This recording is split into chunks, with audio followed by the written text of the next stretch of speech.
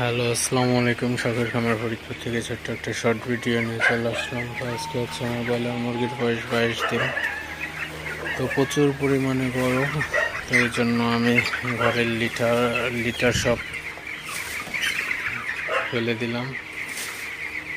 তো লিটার হিসেবে আমি দিয়েছিলাম ধানের তুষ। তো ধানের তুষ অনেক গরম, তো এই জন্য একদম ঘরটা পরিষ্কার করে দিলাম। আজকে 22 দিন বয়স। তো গরমে আরও কিছু কাজ করতে পারেন। তো গত ভিডিওতে আমি দেখাইছি যে মুরগির শেটে স্প্রে করা মেশিন দিয়ে ফুল ঘরকে স্প্রে করে দিতে হবে, যাতে কুয়াশার মতো পড়ে মুরগির উপরে। তো এটাই অনেক ভালো একটা কাজ করে। তো মুরগির স্টক থেকে এভাবে স্প্রে করলে মুরগিকে বাঁচানো সম্ভব।